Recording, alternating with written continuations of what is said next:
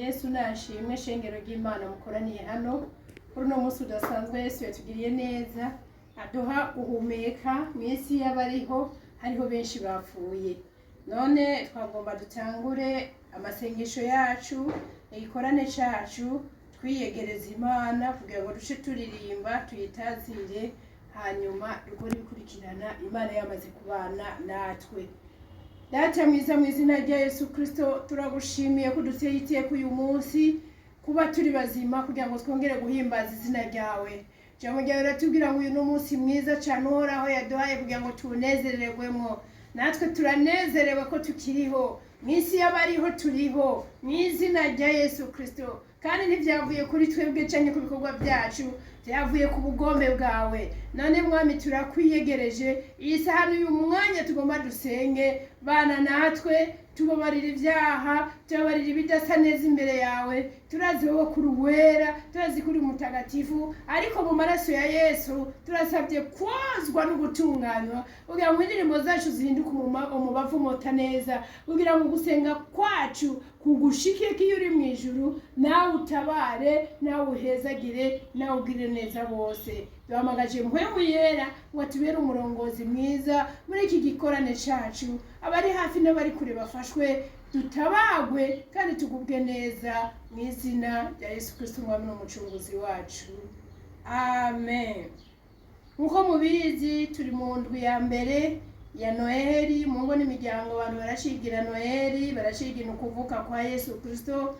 Natwe hano ntituri kure yabo. Turagomba rero ngo dutangure n'izi ndirimbo zibiri zo kwibuka canke kwiyumvira ku kuvuka kwa Yesu Kristo. Bana nanje aho uri hose, Imana iraguha umugisha.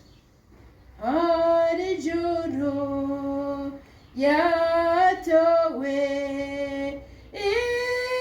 igihugu kiryamye, Mariya na Yosefu basa, bari maso bareza akana kaje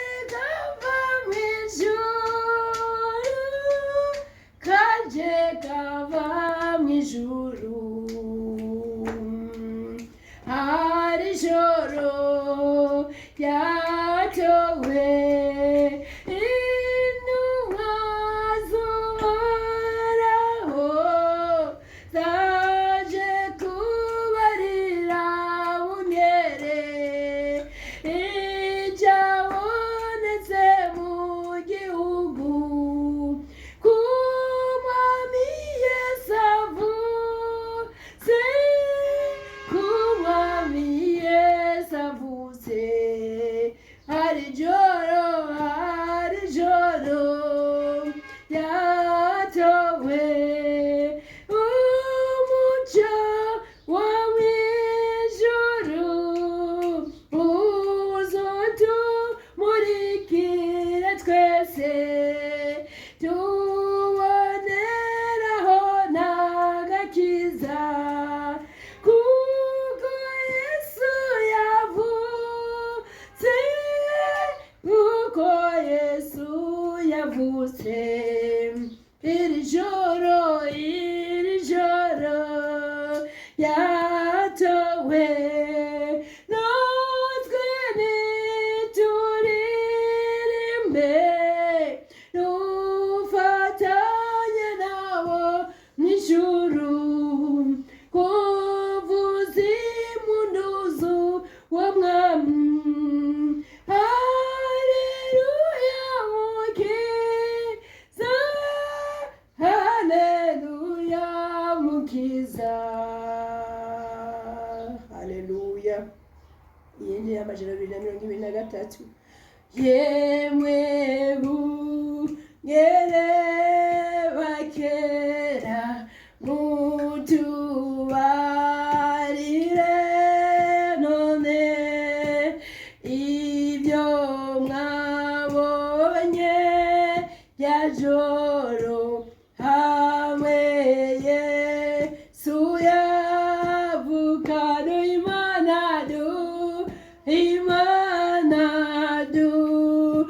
Imana du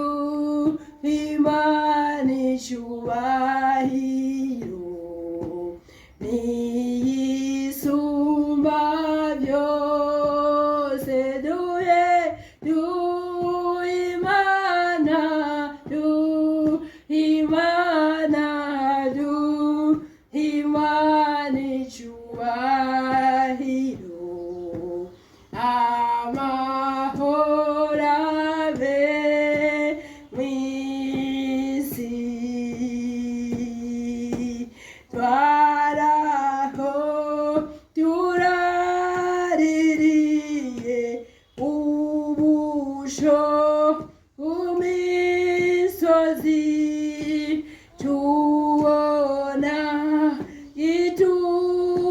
iturumbuka marayika avuga ati ro Imana ro Imana ro Imana ro Imana icyubahiro niyisumba byose ro Imana ro Imana ro Imana ro Imana icyubahiro ahorabe misiri Imana ro Imana ro Imana ro Imana icyubahiro niyisumba byose ruhe ru Imana ru Imana ru Imana icyubahiro amahorabe mwisi. Haleluya, Imana yacu icyubahiro kuko ari isumba byose kandi amahoro abe mu isi. Muri kano kanya naho turagiye kwifatikanya n'abaririmbye izi ndirimbo dutangira Imana ikimaze cy'ishimwe, hanyuma twumve n'ijambo ry'Imana kugira ngo aya mahoro Imana yaturungikiye abe mu mitima yacu, kuko Yesu yaje afise intumbero yo kuduha amahoro kandi amahoro ahoraho. Haleluya, reka tugushimire mwami mwiza, mwami w'amahoro, twifatanije n'abera bo mu ijuru guhimbaza izina ryawe. Yesu zina riryoshe, nyene ububasha, nyene icyubahiro, Emmanuel, Mana ihambaye, shimwa mukiza, jambo rizima.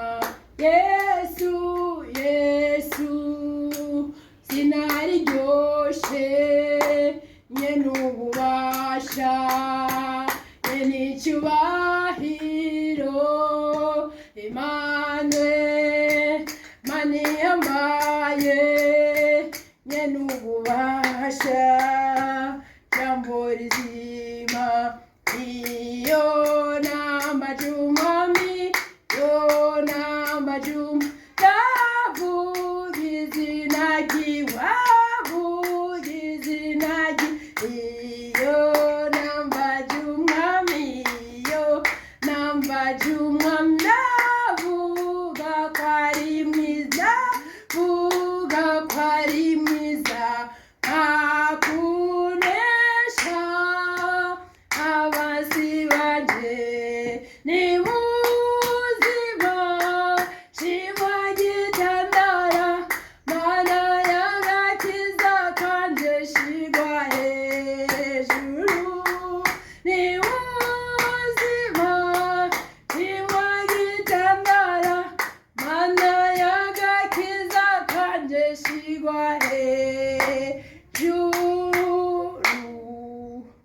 Mana yacu nushigwe hejuru, turagushimiye ko wemeye kugira umugambi mwiza wo gucungura abantu, ukabakura mu mwiza, ukabakura mu muzitanya, ukabarungikira Yesu Kristo akatubera umuco. Turagushimiye ko watwiyumviye ko ukaducungura, ukadukura mu vyaha, ukaturungikira Yesu Kristo agahinduka icyaha kugira ngo twebwe tube ukugoroka kwawe.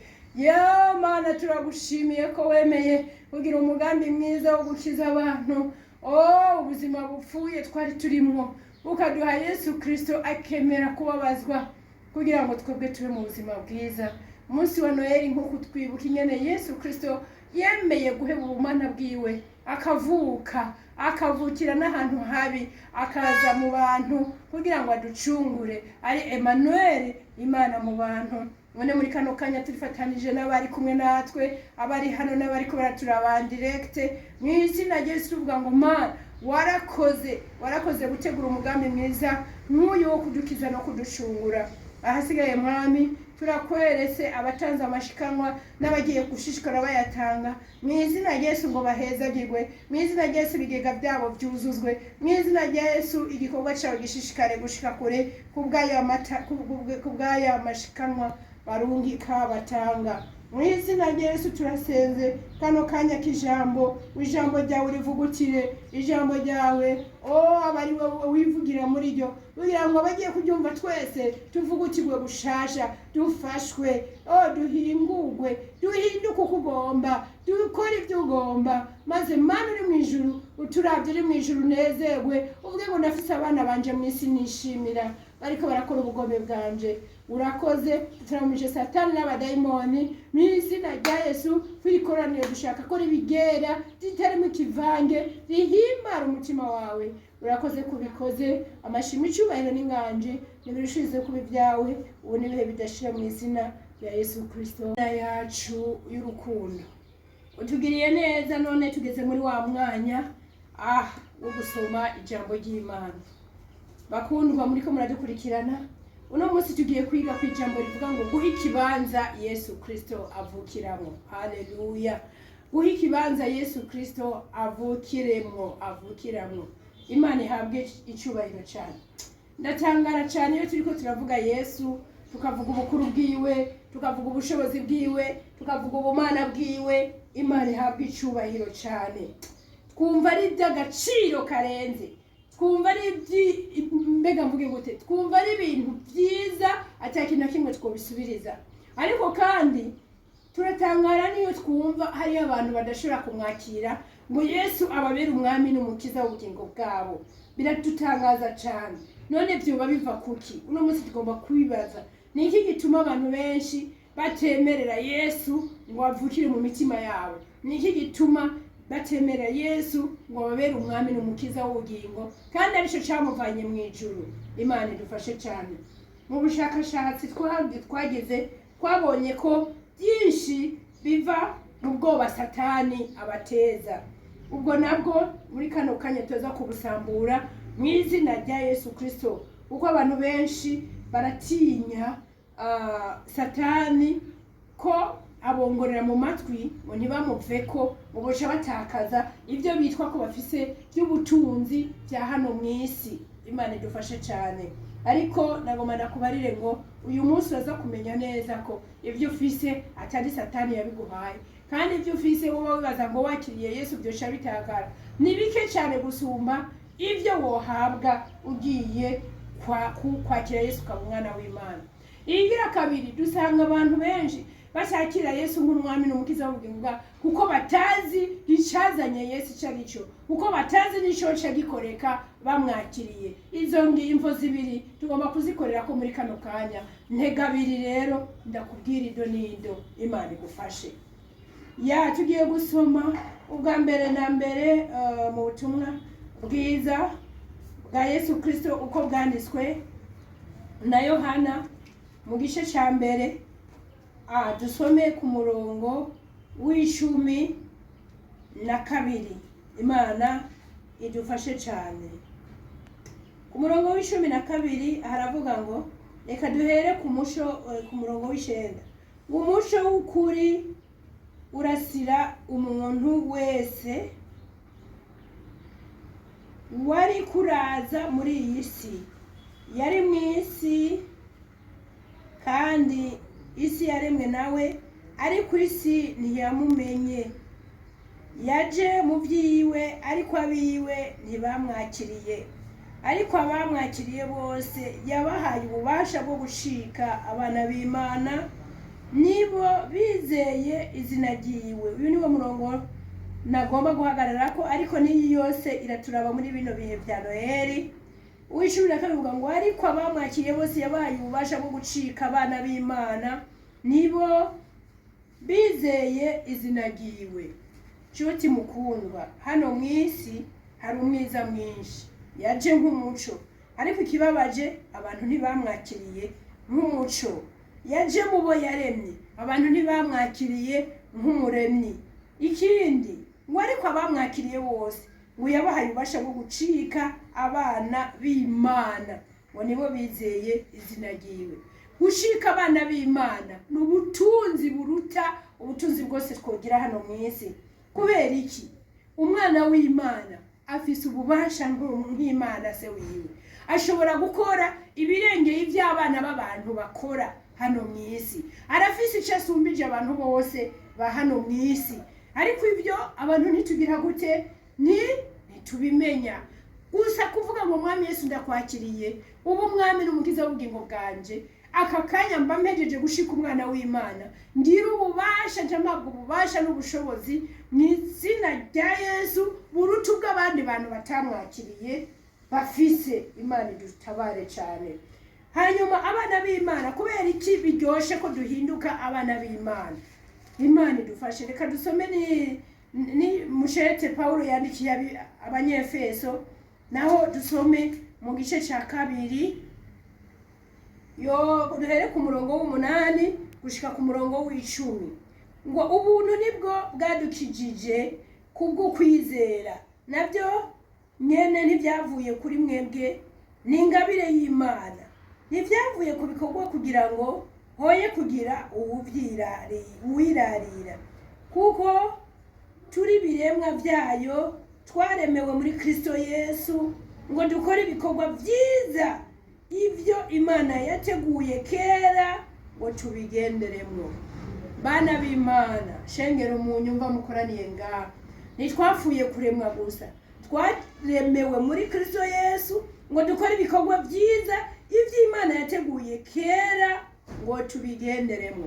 Aha niho hari ibanga rikomeye gusumba ayandi mabanga yose. Kubera iki? Twaremewe muri Yesu Kristo, kuko ariho honyine dushobora gukora ibyo bikorwa byiza. Isi iragoye, ikeneye ibyiza mu muntu, ikeneye ingeso nziza mu muntu, ikeneye ibikorwa byiza mu muntu, ikeneye ibintu byose by'amahoro by'umunezero mu muntu. Ariko abantu bibagirwa ko kuva Adamu na Eva bashumuye, ibikorwa byabo bibi byose, ibikorwa bya Satani bibi byose byaciye bibajako, kuko bemeye gukora icyo Satani ababwiye. Uno munsi rero hirya no hino abantu barababajwe n'ibibi bikorwa mu isi, abantu barababazwa n'ingeso mbi zikorwa, abantu barababajwe n'ibyo babona. Umuntu arondera ibyiza akabibura, ariko ngoma nababwire ngo bantu b'Imana, ibyiza dukeneye, ibyiza ukeneye biri hehe? Byugaraniye muri Yesu Kristo. Nicyo gituma dukwiye kugira gute? Kumuha ikibanza mu mitima yacu, mu byumviro byacu, mu bikorwa byacu, mu ngeso zacu, mu ngendo zacu, mu nyifato zacu, akatuvukiramo, kuko ari we byiza. Haleluya! Ibyiza dukeneye byugaraniye muri Yesu Kristo, kandi Yesu Kristo niwe muremyi wacu. Rero ko yaturemye akaba yaje muri twebwe abo yaremye, twongere dukore n'iki gikorwa cyo kumuha ikibanza, tumwakire ubwa mbere, kugira ngo tugire gute? Kugira ngo dushobozwe gukora ibyiza isi ikeneye, kuko data yadushize ngo dukore ibyiza yaremye. Ibyo byiza data yaremye nibituma isi iba nziza, nibituma isi ihinduka ikaba nziza, ikaba favorable ku bana b'Imana. Ariko uno munsi siko bimeze. Imana idutabare. Icyo ni kimwe. Ikigira kabiri, dukwiye kumwakira Yesu Kristo mu mitima yacu, mu bwenge bwacu, mu byumviro byacu, mu bikorwa byacu, mu ngendo zacu, mu ngeso zacu, mu bintu byo tumuha ikibanza. Kubera kuko tutazohora hano mu isi, ibyaremwe byose ntibizohoraho, n'abantu twese ntituzohoraho, tuzogenda mu ijuru iyo twaje tuba. Iyo mu ijuru naho yarabivuze ngo ni jewe nzira n'ukuri n'ubugingo, nawe uja kwa data ntamujanye. Kandi nawe nyine yarabivuze ati mureke ngende, kugira ngo ngende kubategurira hanyu aho nzoba ndi, ariho namwe muzoba muri. Umuntu atakiriye Yesu ngo amuhe ikibanza hano mu isi, biragoye ko yokwitega kuzohabwa ikibanza muri ya mazu Yesu yagenda kudutegurira. Biragoye ko yokwizera kuzohabwa nawe ikibanza ciza mu ijuru n'uwo Yesu atigeze yakira. Imana idutabare. Principe ni iyi: turemera tukamuha ikibanza mu bugingo bwacu, turemera tukamuha ikibanza mu byiyumviro byacu, turemera tukamuha ikibanza mu migambi, mu ngeso, mu bigumbagumba, mu ngingo, mu mutima wacu akaba ari watwuzura, mu byiyumviro byacu akaba ari watwuzura, mu ngeso zacu akaba ari watwuzura. Icyambere kugira ngo dukoreshe ibyiza, aleluya, kugira ngo ibyiza bikenewe hano mu isi bituma wa muco w'Imana uboneka, bituma kwa kugira neza kw'Imana kuboneka bituvemo. Amen, aleluya. Iyigira kabiri ni ukugira ngo nawe nyene azoduha ikibanza mu bwami bwiwe. Nitwamwima ikibanza hano mu isi, nawe ntazokiduha mu bwami bwo mu ijuru, nawe ntazokiduha muri ya mazu yagenda gutegura. Imana idufashe. Abakera baramwimye ahavukira, umunsi wo kuvuka kwiwe barugaraho kuvukira hose, ngo amazu yose ngo yo kwakira abibaruka ngo haruzuye ngo haruzuye ngo haruzuye. Yari strategy ya Satani, ariko kuko yarazi igikorwa yaraje gukora, yaremeye aravukira mu bwato bw'inka, avukira hanze kandi yategezwa kuvukira ahantu h'icyubahiro. Twebwe uno munsi nariko aradusaba ibibanza, turinda gusaba impusha ba directeur des hôpitaux, nariko aradusaba ibibanza, turinda gusaba uruhusha ahakomeye, ariko aradusaba ikibanza cyo mu mutima. Ikibanza cyo mu mutima wanje ndakiganza, nawe urakiganza. Ayo n'amahirwe adasanzwe. None ngwino dufashanye wowe nanje tumuha ikibanza mu mutima wacu, ibikorwa byacu bihinduke bibe byiza. Haleluya. Muri kino gihe turi mu isi, tuba umuco n'umunyu w'isi. Ikirenzaho nitwanagera no kujanwa mu ijuru, tuze dusangwe dufise ibibanza natwe mu ijuru, kuko natwe twamuhaye ikibanza. Nshuti mukundwa, uri kuranyumviriza, numva ntoranda gatagose ntorandira, nagomba ndagusaba ngo reka dusenge. Reka dusenge, duhereze Yesu imitima yacu, duhereze Yesu ikibanza mu mitima, mu bwenge bwacu, mu butunzi bwacu, mu bitugize byose. Ahasigaye tuganze, adukoresha ibyiza. Mu ndongozi barakeneye bakora ibyiza. Bazova hehe batakiriye Yesu? Mu gihugu harakenewe abakora ibyiza. Bazova hehe batakiriye Yesu? Nimuze bantu b'Imana, nimuze shengero ry'Imana, nimuze Banyabujumbura, nimuze Barundi kazi, nimuze Banyafrika, nimuze isi yose, twakire Yesu mu bugingo bwacu. Adukoresha ibyiza isi igomba, adukoresha ibyiza bituma isi hinduka umuco, bituma isi hinduka amahoro n'umunezero wacu. Hanyuma n'iherezo ryacu tuzoronka aho dutaha, tuzoronka amazu meza dushikiramo uko yagiye kuyadutegurira. Reka dusenge. Data, mu izina rya Yesu Kristo, ndamenye neza ko ibyiza nshaka gukora cyangwa nshaka gukorerwa ntobibona nabihawe na Yesu Kristo. Muri jewe ndakeneye Yesu Kristo, muri mugenzanje harakenewe Yesu Kristo, kugira ngo ibyo byiza biboneke, ibyo waremye kuva kera isi itararemwa ngo tubikore. None aka kanya turakwakiriye Yesu, turaguhaye ikibanza mu mitima yacu, mu byiyumviro byacu, mu mvugo zacu, mu ngendo zacu, mu bigumbagumba byacu, mu ngeso zacu. Ngwino Yesu Kristo, uduhindure uwo data agomba ko tuba, udukoresha ibyo data agomba ko dukora. N'izina rya Yesu, nawe n'izina rya Yesu ugaragare mu bugingo bwacu bwa misi yose. Twame ivyamwa byiza, twame ivyamwa by'icubahiro data ashaka ko twama. Mwizina rya Yesu dukora ubugombe bwiwe. Mwizina rya Yesu isi ibona umuco, isi ibona amahoro kubera twebwe. Hanyuma inzamba naho niyavuga, mwizina rya Yesu, mwizina rya Yesu naho uzotujane mu ijuru, muri cya kibanza ciza waduteguriye, kuko natwe twaguhaye ikibanza cyose mu mitima yacu. Aho uganza nawe uzoduha aho tuba, nawe uzoduha aho tuganza. Mwizina rya Yesu tuzoganzanye nawe, tuzogume dukora ibyo data agomba. Niho tuzobaha amahoro ibihe byose, tukiri muri ubu bugingo bwo mu isi no mu bugingo bwo mu ijuru. Mu izina rya Yesu turabigusabye tuvyizeye kubidukoreye, mu izina rya Yesu Kristo, umwami n'umucunguzi wacu. Mwami Yesu, turashimiye igikorwa ukoze muri iyi mitima y'aba bantu. Umuntu wese asinzira isengesho araguhaye ikibanza mu mutima wiwe. Nube mu bugingo bwiwe, umukoresha ibyiza bizotuma isi ihinduka umuco, bizotuma isi ihinduka nziza, ikaduha ibyo dukeneye, amahoro n'umunezero. Hanyuma no mu bwami bw'ijuru tuzicarane nawe Kristo muri bya bibanza wateguye. Ko wakoze ibyiza hano mu isi, data guha intebe uricarana nawe, iburyo bw'uwo mugambi bwe mu ijuru. Natwe nitwarangiza runo rugendo tuze twicarane nawe mu bwami bwo mu ijuru. Urakoze kugiriye neza mwene data, urakoze ko nanje ungiriye neza, urakoze kugiriye neza ababyumvise bose n'ababikoze n'abagiye kuzoshishikara babikora uko bazumviye video, kuko uri Imana ushoboye byose, uri Imana uba hose no mu bihe byose, uzobikorera kwihesha icyubahiro kugira ngo umushe ukeneye mu isi wake kandi umunyu ukeneye kuryosha isi uboneke, ahasigaye no mu ijuru ibyo wateguye bize bikoreke. Tugushimiye data ko wumvise gusenga kwacu no gukora, ahasigaye ishaka ryawe rishishikare gukoreka muri twebwe mu izina rya Yesu Kristo. Turashimiye Imana rero kuri mwebwe mwakurikiranye iki gisabisho kiryoshe cyane. Genda mushire mu ngiro ibyo mpwemu yera azobongorera, kuko aho Yesu ari mpwemu yera acakora ibyiza by'amahoro n'umunezero. Ahasigaye amahoro y'Imana bane namwe, tuzosubira ku munsi w'Imana nk'aya mango. Shalom, shalom, shalom.